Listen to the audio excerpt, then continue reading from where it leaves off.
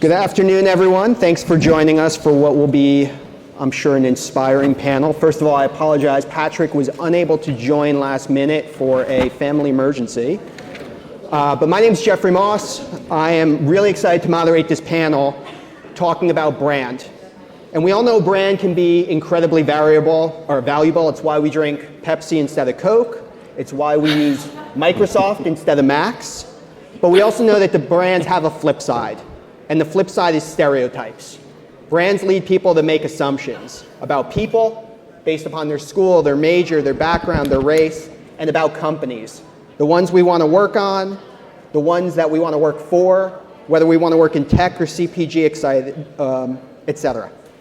So with that, I'm really excited for today's panel where we're going to discuss brands across the entire career life cycle, from training and hiring students to ensuring a diverse and inclusive workplace. So the first question, and Lori, I'll start with you. There's a lot of discussion around if college students are job ready. Are they? I think it's a question of what job ready means. What is the expectation? And I think when you read what employers are talking about in terms of the skills that are lacking in students, they talk about things like communication skills, teamwork, problem solving, creative thinking, but I'm not sure it's what they're searching for. So when I look at our liberal arts students who walk away with all of those kinds of skills, I see history majors and philosophy majors and sociology majors who are frustrated in job search because they can't get to the first interview because they're weeded out based on their major. And I think there's a disconnect in terms of both the students being able to articulate those skills better, but also the hiring managers, the applicant tracking systems, finding a way to not weed students out who might answer exactly those questions for the employers. No, it's interesting because, again, we talk, everything you're mentioning are skills that are highlighted by NACE and the survey about the skills most in demand by companies. Ed, I mean, what are you seeing at Microsoft around that? What are you seeing from an innovative perspective to get Microsoft's hiring managers to look beyond the pedigree? I think it's I think it's interesting. It's not necessarily the hiring managers, in my opinion. I think the hiring managers, in a lot of regards, get it in terms of it's a complete body of work when you're looking at someone's experience.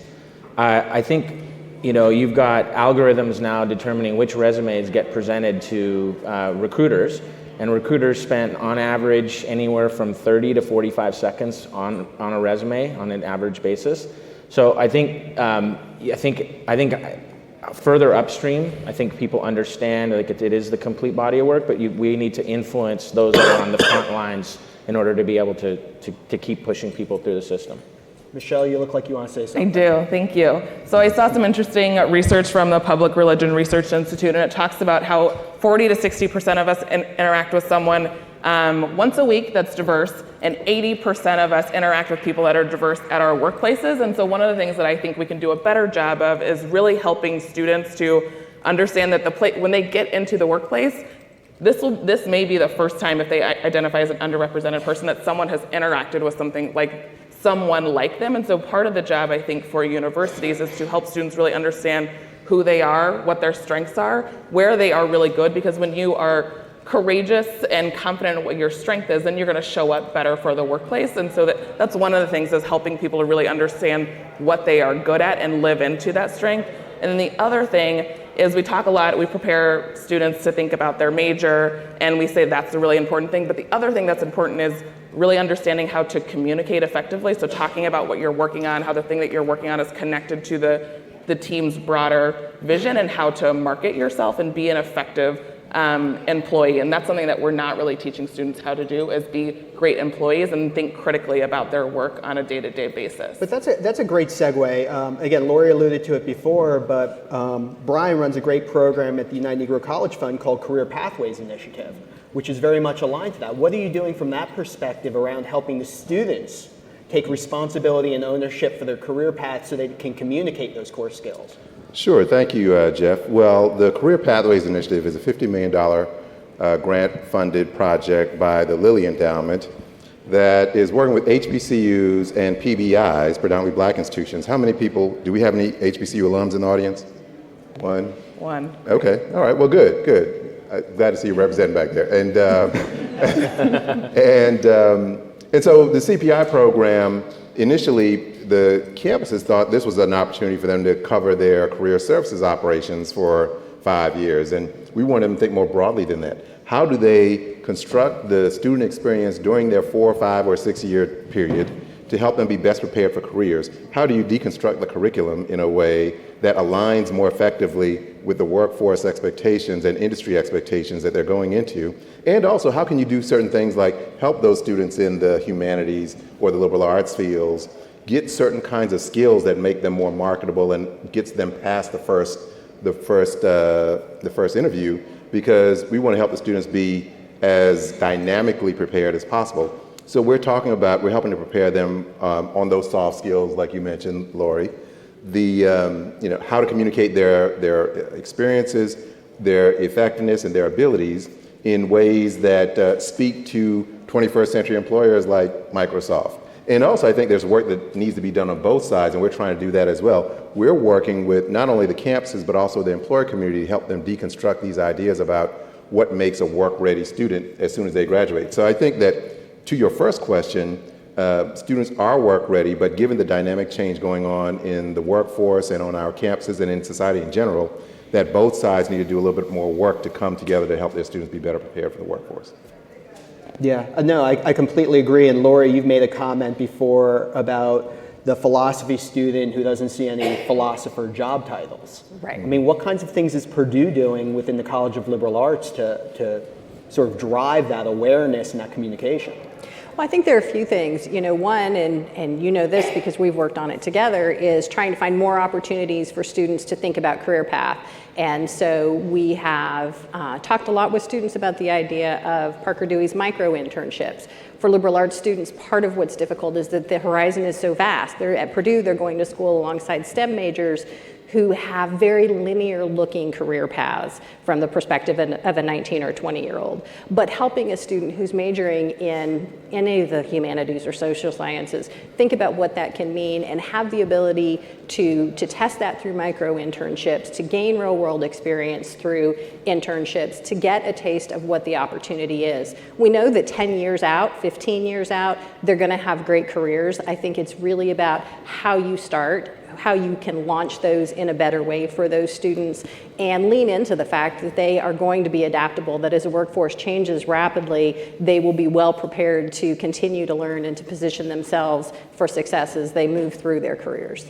No, and it's interesting because, again, both of you talked about the fact that the college students have those, again, you use the term soft skills, which I prefer the term core skills, the problem solving, grit, communication, et cetera. I'll do that one as well moving forward. Thank you. I appreciate that. We can call the victory. We can call the victory. But one of the things, Ed, I know Microsoft is doing a ton of is the 21st century skills. How do you help those students who have really, really, really strong core skills sort of develop those other skills that might be more technical should they want to pursue that? I mean, would love to hear some of the things you're seeing at Microsoft. Yeah, so my team is the 21st Century Job Skills and Employability team. And our core is to grow the workforce in 4 key areas: data science, cybersecurity, AI, and computer science. And so in order for somebody to be successful in any of those roles, they do need the core skills or soft skills or transferable skills. I think soft skills is a term that's readily accepted, but nobody really likes it. And so what we're doing is some of the programs that we're developing that are in pilot right now is we're saying, yes, it's important to have those hard technical skills, which is what you would expect Microsoft to lead with. But we're also partnering with LinkedIn and LinkedIn Learning and bringing in courses around those soft or transferable or core skills, because it does make those, they're all critically important in order to make somebody successful and potentially more employable. And also, I think it's interesting, we talked about micro internships, what your firm does, Jeff, and I think that there's a term that we're using internally, my colleague, is gig turnships, which are these leveraging this push into the gig economy. And I think our legal doesn't like the term gig turnships for whatever reason.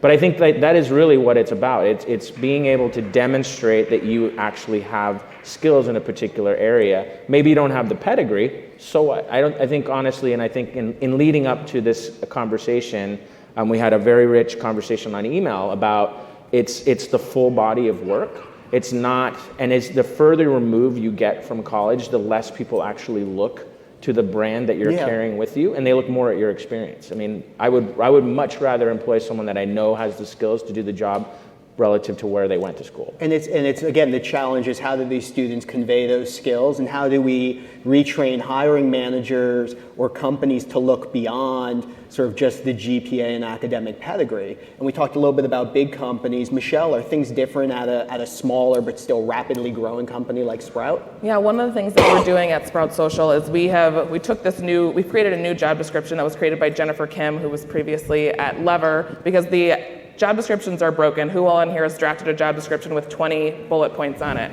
right? And that person that you are looking to hire as a unicorn, they don't exist. And so what we have realized is that we're repelling people who could be really great fits for our roles. So many of us have heard the stat that women apply for jobs when they're 100% qualified. Men typically, these are broad generalizations, folks, men typically apply for jobs when they're 60% qualified. So if you are drafting that job description with 20 bullet points, there are women who could be really qualified for the job that you might hire that are not going to apply in the first place. There's research from Textio that says women apply for jobs or are interested in jobs that have narrative form job descriptions. Men like bullet points. So our job description, this impact job description, forces our hiring managers to get really clear about what they need from this person, what are the key competencies that they need, and lay that out in the impact that they will have in 1, 3, 6, and 12 months. And by laying it out that way, by forcing the hiring manager to be really clear about what the necessary skills are and what the nice-to-have skills are, has allowed us to attract the candidate who is the right fit for the position, and it has allowed, and we're kind of early in this, so we don't have hard stats yet, but it has allowed us to be more inclusive in the people that we are hiring. So I'd encourage people to really be thoughtful about what are the key skills that you are needing, and do that work up front before you put your job description out. That's been really helpful for us. And one of the things you mentioned on our call, though, was that as a smaller company, you don't necessarily have all of the resources of a Microsoft or a Pepsi to coach and train and mentor. Are there any best practices or things you're doing at Sprout beyond, again, updating the job descriptions, which is a huge win, but what other things are you doing that we could all learn from? Yeah, we have to do a little bit more work because we're a small software company in the Midwest. So we can't compete with a Microsoft in those ways because we don't have all of those resources. So what it requires of us is to do more work to tell students about who we are, what it is that we care about. And so we've done an overhaul of our website to talk about our commitment to diversity, equity, and inclusion. We host students in our space multiple times a month so they know what it is that we do, so they don't hear that we're a company that does social media and they think, oh, I can only work here if I do marketing. They see our entire space. They know that we have an engineering department, a finance department. So we're doing some additional extra work to make sure that our brand is out there and so that we are connected with our community. That's something that's really important to us, is that the community and people in Chicago know that we exist, that they're a place that they can come work, that they're represented, and that they belong at our space. Yeah, I mean, Brian, one of the things you talked about was, again, with a lot of the students, not only do they not know about Sprout Social, which everyone in Chicago does, but you have students who are first generation or come from underrepresented populations that don't know about McKinsey versus Goldman Sachs. They've heard the names of both and they don't realize what's the difference between consulting and investment banking. What things are you seeing being done on campus around that? Well, one of the things that through our Career Pathways initiative, we're trying to help students understand what it takes to build their brand and connect it to other big brands that also can, because this whole idea of brand follows a student throughout their lives, really. Where they go to school is a brand that's on them until they retire. You know, we all have probably worked at some place where a resume comes across a desk and the student went to Harvard, and all of a sudden, oh, they went to Harvard. And so you take that degree more seriously in some instances. So their institutional brand makes a difference, as well as the brand that they build for themselves. So helping them to be mindful of that and build that brand, and help them to understand that the work that they're doing in trying to connect with those larger brands, and like the McKinseys or the other brands that are substantial and significant and have value, but aren't the ones that everyone knows about, walking around the Booz Allen Hamiltons and what have you. We're trying to work with the institutions to introduce those brands to students in different ways so that they understand that simply because it's not one of the kind of blue chip brands that everyone knows about because they're all over TV doesn't necessarily mean that it's a brand that has value that the students should be considering. We've seen instances where students have gotten opportunities from strong companies that are smaller, more regional, not well known, and students aren't as willing to pursue those opportunities simply because they're not aware of them. So we're trying to help students understand that regardless of the brand, the experience helps to build their brand and allows them to connect with those larger brands sometime later on in their lives. So trying to deconstruct that idea that as soon as they graduate from college, they've got to go work for Microsoft or Goldman Sachs or something along those lines, and helping them understand that the experience is what matters and allows them to build a brand that becomes more attractive to the bigger brand companies. Are you seeing anything at Purdue? Well, so the other thing that we see, I think, is role bias, right? Students there are lots of opportunities for our students in sales and business development roles. And there's a lot of perception from the students that that's not something they want to do. They want to find ways to have careers that are meaningful. They want to do good in the world. And we're working to try and help them understand that there are lots of ways to do that. There are lots of paths to be able to make an impact. And they aren't all in tiny not-for-profits, that there are other places that you can have a meaningful impact, that impact is measured in lots of different ways, whether it's social impact, whether it is being part of a company that sustains a small community because the business there matters so much. And so helping them understand that and understand that maybe they don't know as much as they think they know about what a job title really means. Mm-hmm. Yeah. One of the things we talked about with Patrick was you also have this opposite effect of preconceived notions based upon a consumer-facing brand. That students hear a name like Pepsi and they have sort of assumptions about what a role is going to be. I want a tech job. I don't want to work for a soda company necessarily. And what they don't realize is actually there might be a great marketing tech role or development role or other technical role at a company like Pepsi because they're not aware of that. Right. And it's that same kind of not just role bias, but also sort of the negative company bias. Well, and in building a new career center in our College of Liberal Arts, part of what I have asked the staff to try and do is to make sure that when we're having a panel, there are some companies that students will know. That, oh look, they're going to be here, and there may be more meaningful roles, there may be more roles in other places, but we have to have the carrot to dangle to try and get them in the room, right or wrong. Mm-hmm. And Jeff, that's one of the things we're trying to do with CPI as well, is to educate students about, you referenced this idea that Pepsi, people see it as a soda company, but doesn't realize how much technology is behind everything that they do. And so helping students to understand, getting back to what you're talking about, Lori, the roles that are available to them within these various companies can be broad and diverse as well. Every company is a tech company, whether Yes. they realize it or not. I mean, Yes. there's tech roles in all the way down to being a baker. You need to know technology in some regards. So I think there's a lot of work. And every company needs a liberal arts major in some part of the organization. True. Agreed. I completely agree. And I mean, that actually is a good segue to the fact that, and again, people on the panel have heard me complain about this a lot, that we talk about the tight labor market, and everyone says there's not enough students who are out there for full-time roles, but meanwhile, we're sitting here with 40% of recent grads either under or unemployed. We have jobs and we have candidates, we have a matching problem, and one of the questions becomes, is there really a skills gap, or what's causing it? And again, Ed, given the work you're doing around the 21st century skills, what are your thoughts on that? I think a lot of times, particularly in the technology field, someone depending on their upbringing, their socioeconomic status, might think that they could not get a job in technology, or they could not learn how to do that particular job. And I think that's a very huge misconception. And we've been talking to a couple companies, and I think in a call I've used the word assessments, and people don't like that word. But there are companies that are really, through a series of questions and things like that, you learn a lot about yourself. And in a lot of regards, you find out that, hey, I may not think that I could become a web developer, as an example, but I actually, through some of these assessments, and I'll use that word lightly, determine that actually not only have you displayed the skills to be successful in that, you actually might enjoy that. And I think there's room for those types of assessments for students to understand a little bit more about themselves, discover things about themselves, that they have some sort of a preconceived notion that there's a blocker there, that there's no way they could go into that world.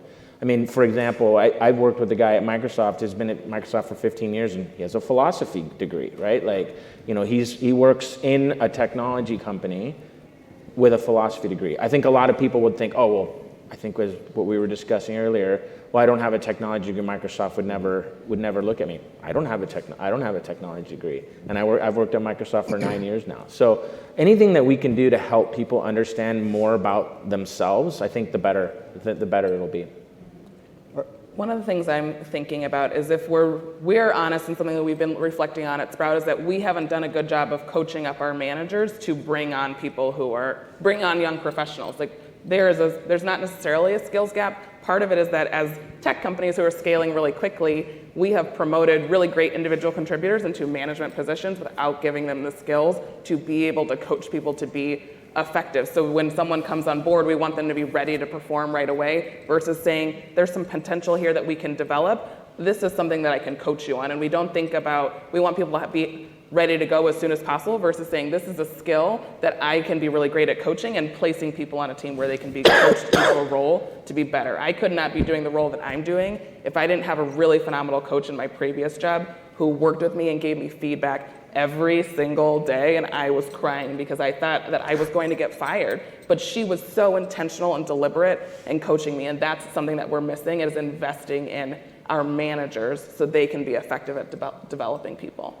Tough love, right? Tough love, yeah. Really. Yeah. It is. And one of the things Ed brought up, sort of the concept of assessment, and I want to stick on that for 1 minute, because it's, again, a hot button issue with me, as we talked about on the phone. I mean, Michelle, are you using assessment at Sprout, especially given Ed's comment that the average hiring manager spends 15 to 30 seconds on the resume, or are you using it top of funnel? Yes, we do some form of assessment for most of our applicants, and so you go through, you do your recruiter phone screen, and then there's some kind of job assignment that you're doing, and then for our technical folks, they do some kind of tech assignment. So there is an assessment part because we want to make sure that people have some of these I don't know if we're using hard skills, but some of the harder skills. Hard skills you can use. What'd you say? Hard skills you can use. Yes. Just hard and core. Hard and core. So we do some assessment around that to help differentiate some of the candidates. And then what about Brian and Lori? I mean, are you using assessment more on the career exploration side, or are you seeing it used either at any of the CPI schools or within Purdue? I think some of the CPI schools are using some of the early assessments. I mean, I think it's still early on to try to determine that. I'm not, even though my background is research, and I used to work for the National Survey of Student Engagement, which is the largest survey of college students in the world now. But I take issue personally, and this is not me representing UNCF. I take issue personally with companies using assessments. I think that they can be, especially in this day and age where people can apply. You guys probably get at Microsoft sometimes thousands of applications for Absolutely. a single job, Yeah. because given the online application system, you can apply for a job from India, China, wherever. So I understand there has to be some kind of process to weed out and whittle down to a group that you can work with. But I think that sometimes these assessments take out the human element. And getting back to, we know that there's bias in our standardized testing. The SAT, ACT, all those tests have had evidence of bias there. So I think that it would be natural that there's probably bias in these corporate assessments that are used to whittle down candidates and candidate pools. So I have a personal issue with the assessments, and I've seen it happen in a situation that's very close to me. But so that's my one take on that. I'll get off my soapbox now. But some of the CPI schools are using those a little bit. But it's more formative or diagnostic as opposed to high stakes. Yes. And that was the nuance that I wanted to bring out, where again, I used to work at ETS, and we talked about using assessments for good, not evil, using it not to filter out people, but for more self-awareness. I mean, is that a valuable tool within Purdue? I think, the university has started using Gallup Strengths Finders with students to help sort of think about direction as soon as they come to Purdue, looking at those kinds of things. For our students, I think it's probably more the proof point that comes through things like internships or projects that they've worked on. We talk with students about how to take a very applied data project in a capstone course and reflect that in their LinkedIn, reflect that in their resumes, be able to use some of those outputs that may be from a paid experience, they may be from a classroom experience, and be able to talk about them. But I think students also, they're trying so hard to figure out what employers want to hear and, and trying to figure out what the right answers are, that sometimes they get lost in that rabbit hole of trying to find the right answer, and they don't find the authentic answer. So I had a great conversation with a student last week who's graduating senior in political science, and he was talking about how he wants to work in the government and wants to work in immigration. And as an aside, he said, oh yeah, and by the way, on Tuesday, I'm going up to Chicago with my dad because he's gonna become a citizen. And I said, okay, that's the first line of your story when you have an interview. Start there and everyone will remember you. And he said, oh, I never would have thought that's what they'd want to hear. So students are struggling so hard to figure out what somebody wants to hear that they lose sight of what they ought to say. Yeah, no, it's a powerful story, and we hear that a lot. One other thing, and again, this goes back to both Brian and Michelle's point about filtering out or weeding out candidates. Do you feel like that's still happening based upon what school? Like at Sprout, are you only going to certain schools, or at Microsoft? And what's the impact of that? No, we're no longer going to only certain schools because that is just, then we're not getting the full breadth of talent that we possibly can have. So what we are doing is looking at the resume, doing the recruitment screen, we're doing the assessment, but it is part of a broader package. Like, we have a really structured and thoughtful interview process so it is equitable, so that people are moving through at the same, regardless of your background, regardless of your identity, that you're moving through at the same rate. And that assessment is part of a broader package because, to your point, you have to look at people as humans, and so there's multiple steps of our interview process, so we're looking at the candidate as a really holistic person. Can I just clarify, when I say assessment, I mean for good. This Yes. is more. No, I know. This isn't Microsoft screening, and they may do that in some parts of the company. I'm more like, we want more people. I want to grow the workforce in those 4 key areas, and so through tools, you can help expose people to those things that they may not have known about. And I'm really, really happy that we've clarified that, because again, when people think about assessment, they often think about SAT, ACT, how do we filter people out? I hate the SAT. Me too. But now we know we can all buy our way in. Sorry, was that too soon? Any USC people here? Sorry. I want to add to something that Michelle was talking about, this idea of, and the question that you asked about recruiting, where we recruit.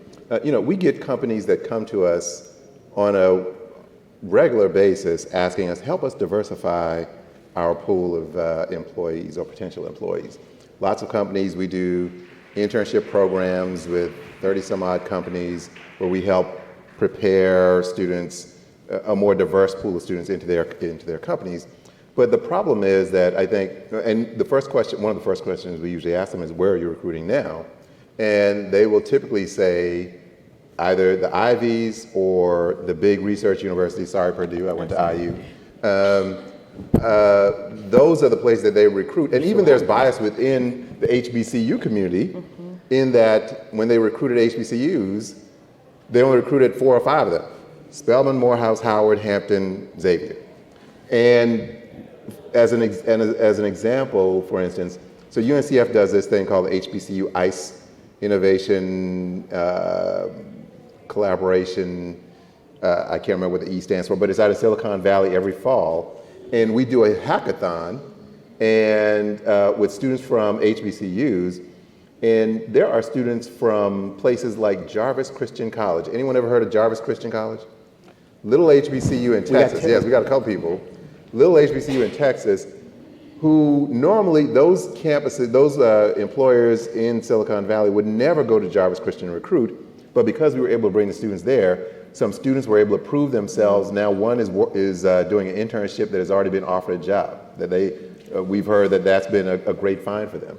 We need to get more of those kinds of experiences and exposure to understand that talent exists everywhere, and that we have to turn over every rock that we can, especially given the competitiveness of the work world in which we're living, that we can't continue to focus on just a select set of 30 to 50 institutions because we think that's where the smartest students go.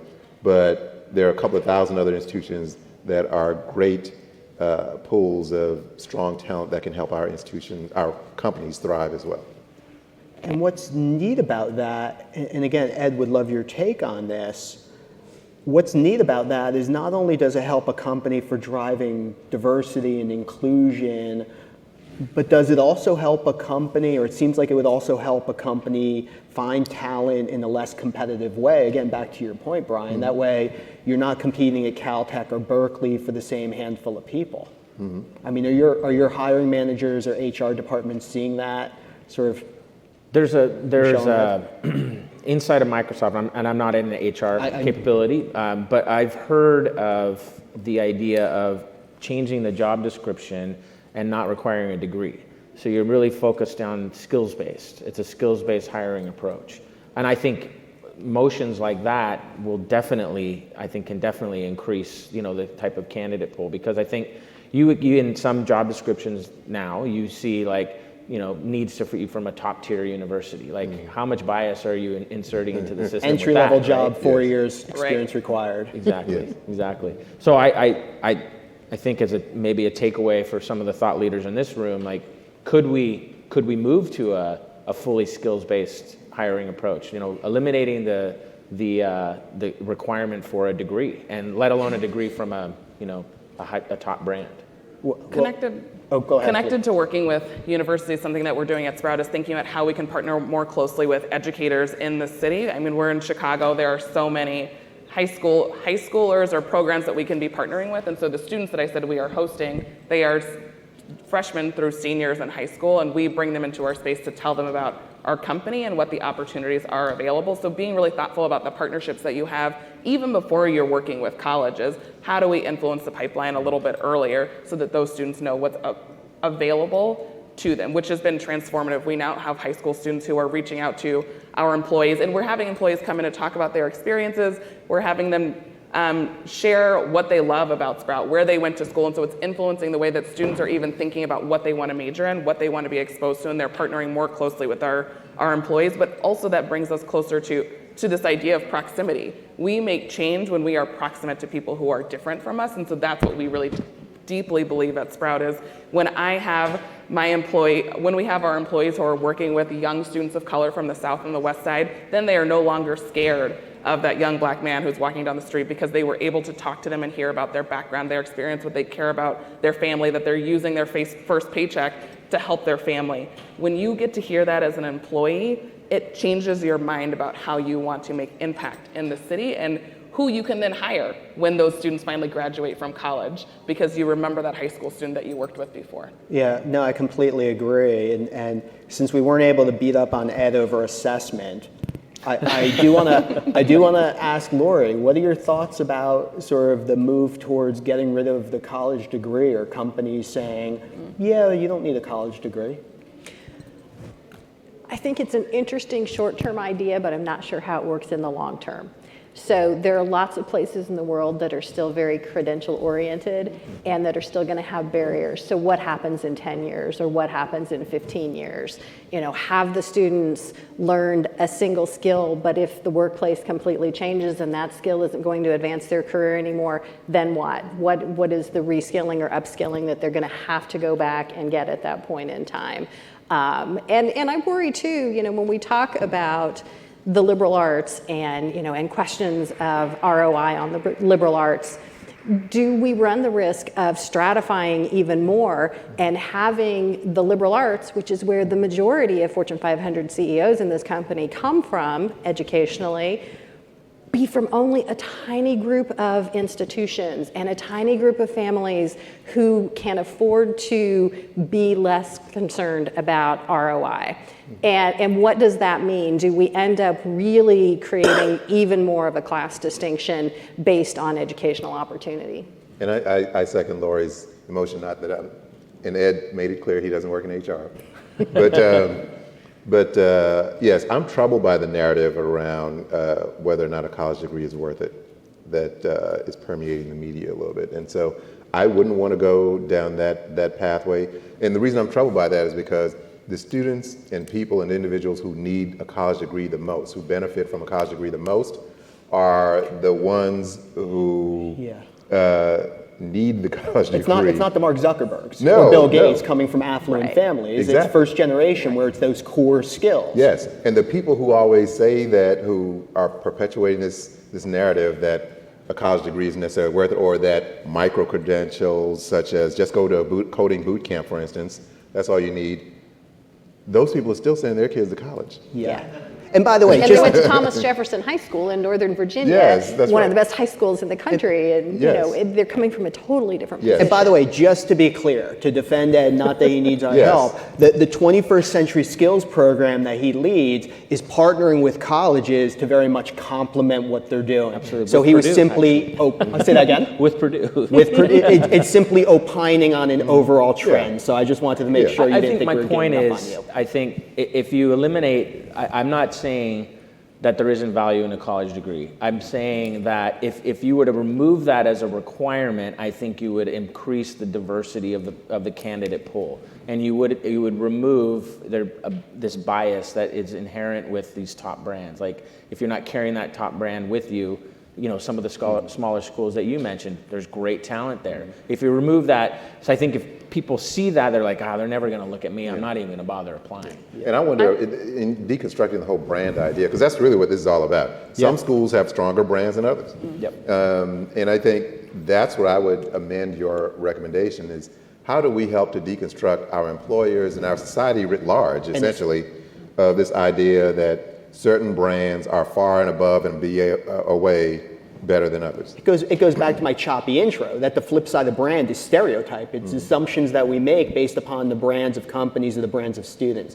Michelle, it looked like you were trying to get a word in. Yeah, I have a lot of thoughts about the college degree. I think it's such a privilege for us to be able to sit here and say that you have to have a college degree, that it's really important. It's not that it's not, but when I think about, for example, our engineering department, the women that we've been able to hire and the people of color that we've been able to hire who come in with a starting salary of $70,000 to $80,000, those are underrepresented people who would not be able to work at our company, who wouldn't be able to provide for their families and create a new pathway and set a different example if we said we need a college degree. So college degree is really important, but I think it's such a privilege to be able to say that everyone has that kind of access, because we all know being here that you don't. The people whose lives will be transformed when we strip away this need to have a college degree are underrepresented people who have been overlooked. How did they get skilled? How did they? Through a boot camp. Through boot camp. Yeah. I wish we had 45 more minutes, because that is really interesting, and it'd be interesting to see what happens to them 10, 15, 20 years down the road, and if there's an opportunity to take sort of the reverse of what the 21st Century Skills team is doing and say, can we take a liberal arts program and upskill those core skills for people who are already in the workforce? But since we only have about 2 minutes left, I would love each panelist to just share one recommendation that you think the audience can take back and is actionable. And Michelle, we'll start with you.